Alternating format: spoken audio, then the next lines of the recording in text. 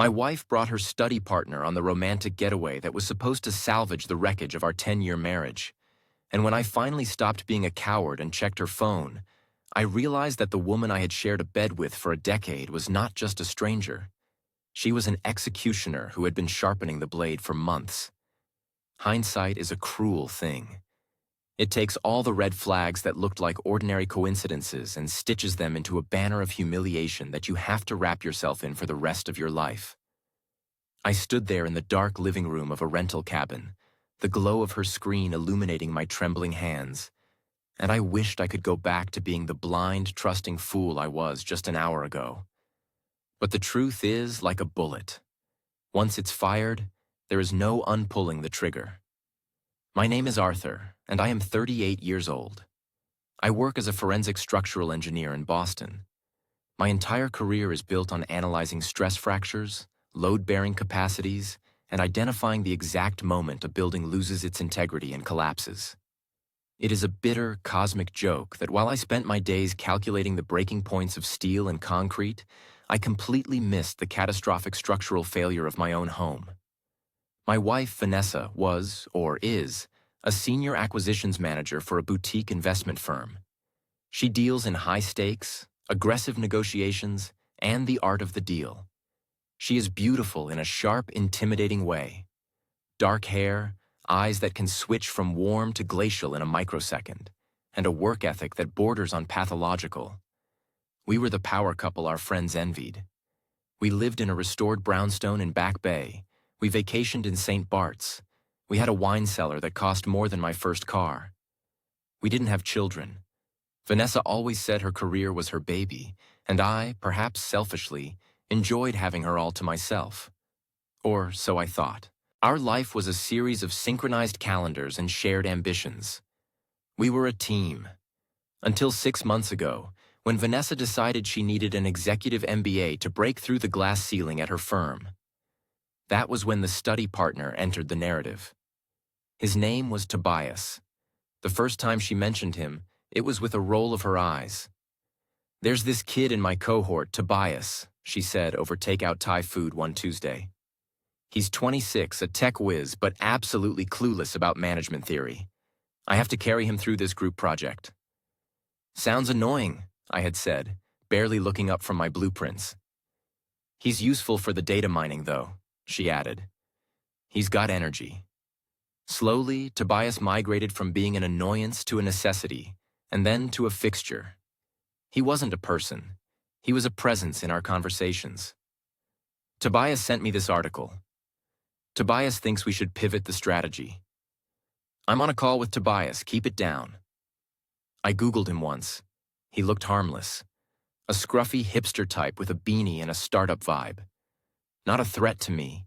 A man who wore tailored suits and dealt with the realities of physics. I was secure. I was the husband. He was just a schoolmate. The distance between Vanessa and me didn't happen all at once. It was a slow freeze. It started with the phone. Vanessa used to leave her phone on the kitchen island, face up, charging. We knew each other's passcodes. It was 10/24, our anniversary. Then one day, I saw her phone face down on the nightstand. When I picked it up to move it, she snapped. "Don't touch that," she barked, snatching it from my hand. "I was just putting it on the charger, Ness," I said, startled. "I have confidential client data on there now," she said, her voice tight. "Compliance rules. If you mess up the two-factor authentication, I get locked out. Just leave it alone." Later, I noticed the passcode had changed. 6 digits now. "New security protocol," she explained before I could even ask, applying her night cream with aggressive strokes. "The firm is paranoid about leaks." Then came the wardrobe.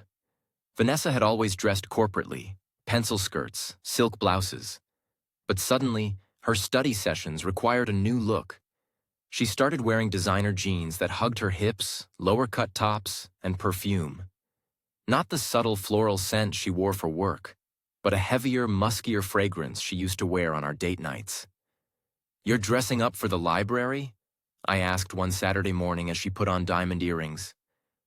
"We're meeting at a co-working space in Seaport, Arthur," she sighed, looking at me in the mirror with exhaustion. Networking is part of the MBA. You have to look successful to be successful. Stop analyzing everything. You're acting like a jealous teenager. That was her new favorite weapon. The accusation of insecurity. If I asked why she was home 2 hours late, I was suffocating her. If I asked why she took her phone into the bathroom for a 20-minute shower, I was invading her privacy. I began to feel like the crazy one. I started second-guessing my own intuition. Maybe I was just stressed? Maybe I was projecting? She was working hard for us, for our future, and here I was, being a suspicious, unsupportive husband. The intimacy evaporated. When I reached for her in bed, she was a statue. I'm stressed. I feel gross. My back hurts. The rejection was physical. She would flinch if my hand brushed her leg. Yet she would spend hours texting, a small, secret smile playing on her lips that would vanish the moment I entered the room. By November, the silence in our house was deafening. I decided we needed a reset, a Hail Mary pass.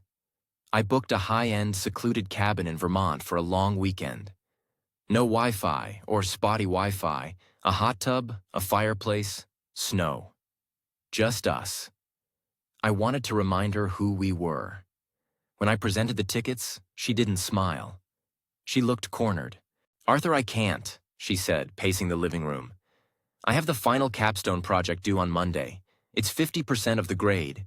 If I don't nail this, the whole MBA is a wash." "Bring the work," I pleaded. "We'll drive up. You work during the day. I'll read, I'll cook. We'll just be in the same space, away from the city." She chewed her lip, thinking rapidly. Then she looked at me with a mix of pity and calculation. "Okay, but I can't do the modeling alone. It's a two-person job. Tobias has the software on his server. We need to be on the same local network to merge the files." I stared at the screen. "You want to bring Tobias to our anniversary getaway?" "He won't be with us, Arthur," she laughed, a brittle, sharp sound. "He'll stay in the guest loft. We will work for 10 hours a day, and then he'll disappear into his headphones. It's strictly logistical.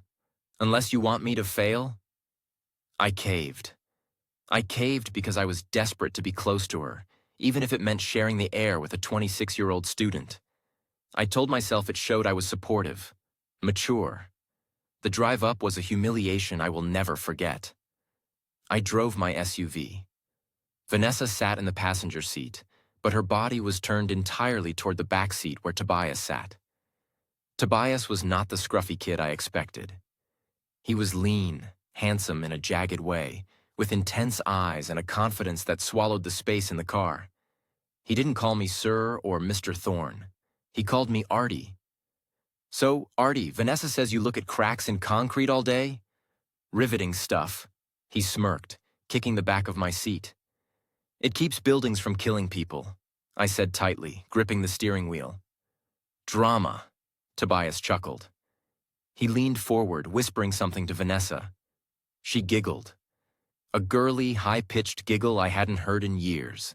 They spent the next 3 hours speaking in code. Inside jokes about professors, shared coffees, memes I didn't understand. I was the chauffeur. We arrived at the cabin as the sun was setting. It was beautiful, a glass and timber structure nestled in the pines. Tobias immediately claimed the downstairs couch, throwing his expensive leather duffel bag on it. "Nice dig, Artie. Bit rustic, but the Wi-Fi is decent," he said, checking his phone. "I'm going to start dinner," I said, looking at Vanessa. "Wine?" "Coffee," she said, not making eye contact. "We need to pull an all-nighter. Sorry, babe. You go ahead and eat." I ate a steak alone at the kitchen island while they sat on the floor by the fireplace, laptops open, papers strewn everywhere. They were close, physically close. Their shoulders brushed. At one point, Tobias pointed at her screen, his hand lingering on her wrist. Vanessa didn't pull away. She leaned into him. "That's brilliant, Toby," she murmured. I washed the dishes with aggressive clatter. They didn't notice. Around 11 p.m., I couldn't take it anymore. "I'm going to bed," I announced. "Night, honey," Vanessa said, typing furiously. "Don't wait up. We're in the flow." Tobias looked up, his eyes gleaming in the firelight. "Sleep tight, Artie." I went upstairs to the master loft. I lay in the cold bed, listening. I heard the tap-tap-tap of keyboards. Then, the tapping stopped. I heard the clink of glass. Were they drinking? She said she wanted coffee. I drifted into a fitful, shallow sleep, plagued by dreams of buildings collapsing around me, the support beams turning to dust. I woke up with a start. The room was freezing. The digital clock read 2:47 a.m. The space beside me was empty. The sheets were cold. She hadn't come to bed. A sick feeling, heavy and hot, settled in my stomach. I told myself she fell asleep on the couch. I told myself they were just working late. I got out of bed, barefoot, and crept to the railing of the loft that overlooked the living room. The living room was dark. The fire had died down to embers. The laptops were closed on the coffee table. "Vanessa?" I whispered. Silence. I went down the stairs. The floorboards were cold. I checked the guest room where Tobias was supposed to sleep. Empty. The bed hadn't been touched. Panic began to claw at my throat. I looked toward the back of the cabin, where the sliding glass doors led to the deck and the hot tub. The steam was rising in thick plumes against the winter night. I walked to the glass door. Through the condensation, I saw them. They weren't working. They weren't discussing market caps.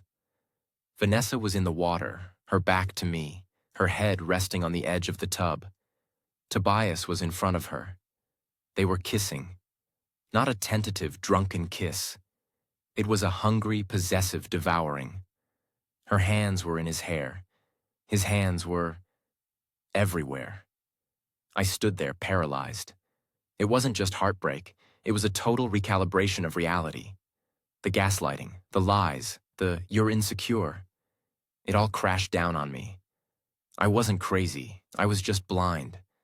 My first instinct was to open the door and scream, to drag him out of the water and beat him. But the engineer in me took over, the part of me that documents evidence before declaring a building condemned. I needed proof. If I confronted them now, she would spin it. She would say, "I misunderstood." She would lie. I turned back to the living room. I saw her phone lying on the coffee table, plugged into a portable charger. I picked it up. My hands were shaking so violently I almost dropped it. The screen lit up.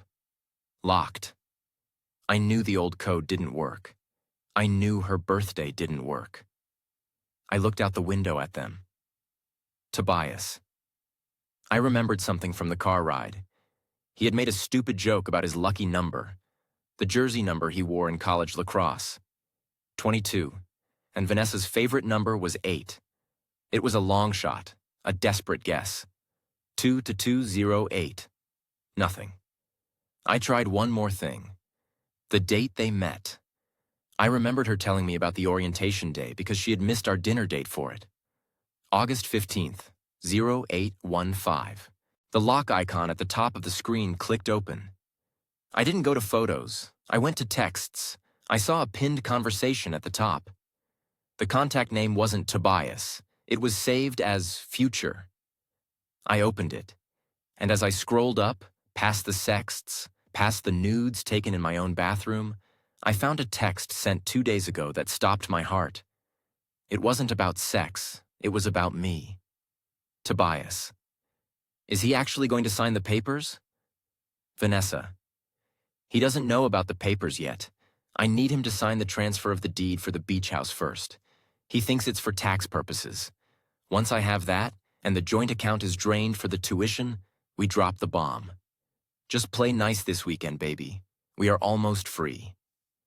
I stared at the screen. This wasn't just an affair. This was a heist. I looked up at the window.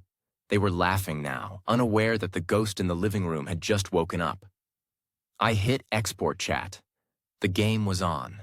The export bar on the screen moved with agonizing slowness, a thin blue line measuring the countdown to the end of my life as I knew it. My thumb hovered over the screen, ensuring it didn't dim, while my eyes darted between the phone and the fogged glass of the sliding door. Outside, the laughter had subsided into low, rhythmic sounds that made my stomach churn with a violence I hadn't thought possible. They were right there, 10 yards away, celebrating their victory over the boring engineer who paid for their champagne. I read more as the files uploaded to my private cloud. It wasn't just the money. It was the contempt. Vanessa. He tried to touch me last night. It made my skin crawl. I just imagined your hands and got through it.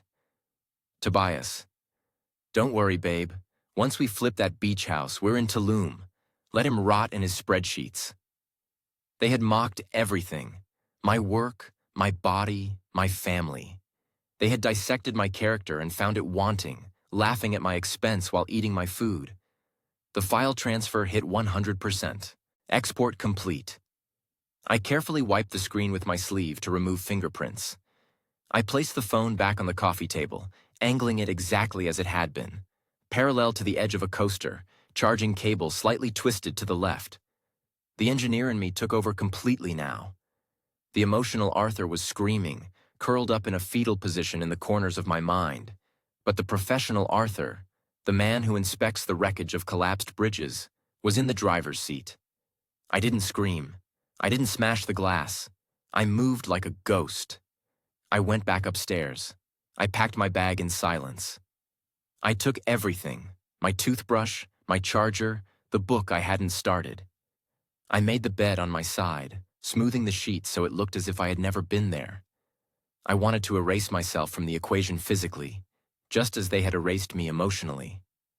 Then I went to the kitchen. I opened the fridge. I took the steaks I had marinating for tomorrow.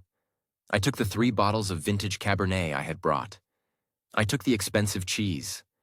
I packed it all into the cooler. Petty? Perhaps. But I wasn't going to leave them a crumb of my existence to enjoy.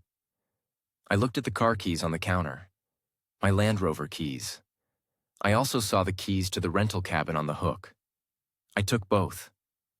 I slipped out the front door, the cold mountain air biting my face, drying the sweat of panic that had broken out on my forehead. I walked to the SUV, opened the trunk quietly, and loaded my gear. Before I got in, I walked around to the side of the house, staying in the shadows. I could see the steam rising from the hot tub. I could hear Vanessa's voice, soft and breathy. I love you, Toby.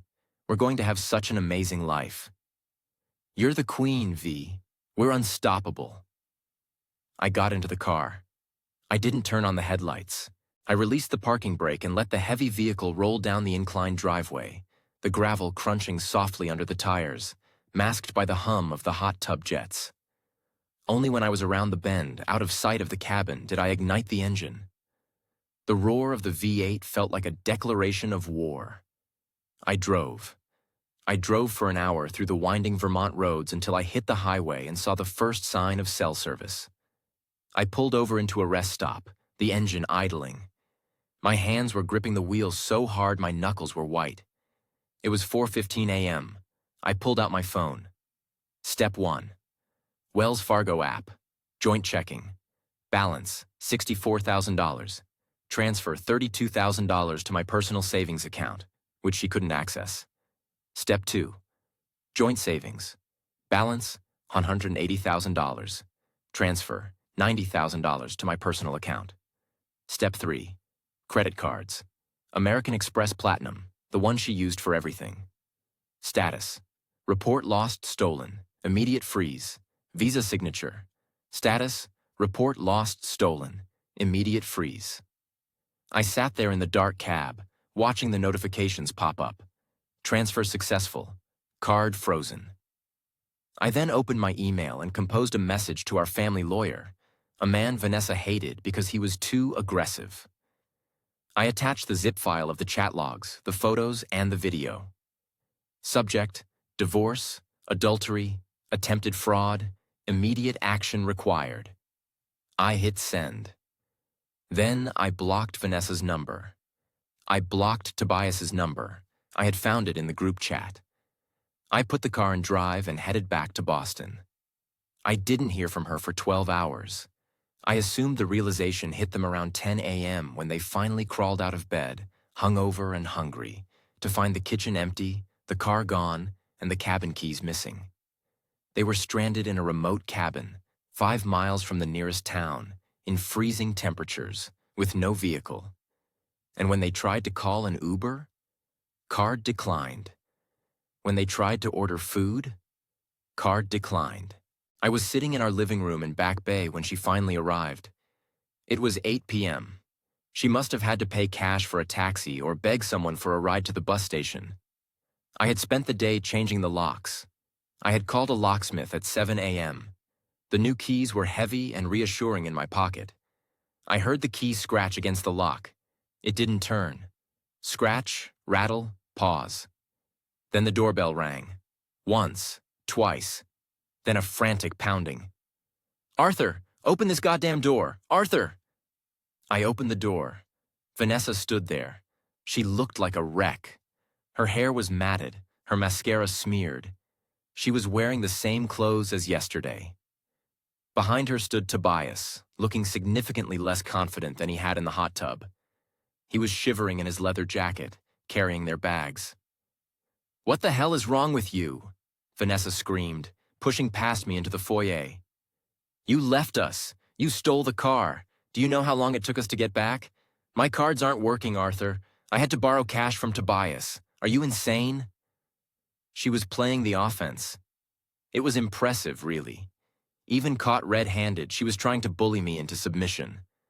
I leaned against the doorframe, crossing my arms. I looked at Tobias. "You're not coming in," I said calmly. "Excuse me?" Tobias stepped forward, trying to summon some alpha energy. "Listen, man, you can't just leave people in the woods. That's criminal negligence. And sleeping with another man's wife in his own rental property while planning to embezzle his assets? What do we call that, Tobias? Gross misconduct? Fraud?" The color drained from Vanessa's face so fast it looked like a physical blow. She froze in the middle of the hallway. What are you talking about?" she whispered. "I know, Vanessa," I said. My voice was flat, dead. "I know about Tobias. I know about the study sessions. I know about the beach house deed you wanted me to sign. I know you think I'm boring. I know I make your skin crawl." She stared at me, her mouth opening and closing. Then the tears started. Not the ugly, gasping tears of true grief, but the pretty, cinematic tears she used to get out of speeding tickets. "Arthur, no. You misunderstood," she stammered, reaching for my arm. I stepped back. It was a mistake. One time, we got drunk. I was confused. The stress of the MBA. You were so distant. I felt lonely. "Stop," I cut her off. "I have the chat logs, Vanessa. Project Alpha? Future? You've been planning this for 6 months. You weren't lonely. You were greedy." I walked over to the side table where I had placed a manila envelope. "Here." I tossed it at her feet. "What is this?" she asked, trembling. "These are the divorce papers. My lawyer drafted them up this afternoon. He's very efficient. Also, you'll find a printout of the text where you discuss draining the accounts. That's going to be Exhibit A if you try to fight the prenup or ask for alimony. Attempted financial fraud is a felony, Ness. If you push me, I will press charges." Vanessa looked at the envelope, then at me. Her face contorted. The mask of the victim slipped, revealing the viper underneath. "You bastard," she hissed. "You checked my phone? You invaded my privacy?" "You invaded my life," I retorted. "Get out." "This is my house too," she shrieked. "Actually, no. I bought this place before we met. The deed is in my name. You have residency rights until the divorce is finalized, but I have a restraining order against him." I pointed at Tobias, who was lingering on the porch, looking like he wanted to be anywhere else. "And since you clearly can't function without your partner, I suggest you go with him." Vanessa turned to Tobias, her eyes wild. Toby, tell him we're leaving. Tobias looked at the opulent foyer, then at me, and finally at Vanessa, who was now a hysterical, broke woman with a potential lawsuit hanging over her head. He took a step back. Whoa, V, Tobias said, holding up his hands. You said he was clueless. You said the money was sordid. I can't be involved in a legal battle. I'm on a student visa, okay? I can't have a record. What? Vanessa stared at him. Toby, what are you saying? I'm saying this is too much drama, Tobias said. He looked at me.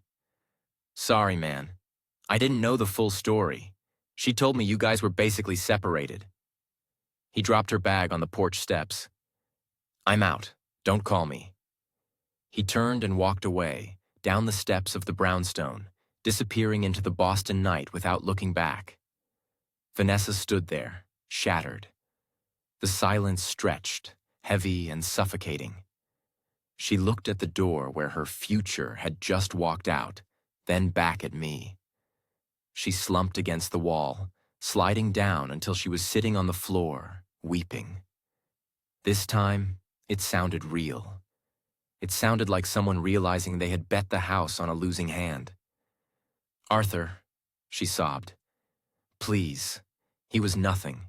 He manipulated me. Please, let's talk. We can fix this. I love you. I looked down at her. I remembered the woman I had married. I remembered the vows. But then I remembered the text. Let him rot in his spreadsheets. You don't love me, Vanessa, I said. You love the lifestyle I provide. And sadly for you, the bank is closed. I picked up her bag that Tobias had dropped and tossed it out the door. You can stay at a hotel. I've unblocked the credit card for exactly 1 hour, enough to pay for a room at the Motel 6. After that, you're on your own. Arthur, please, she grabbed my ankle. I shook her off.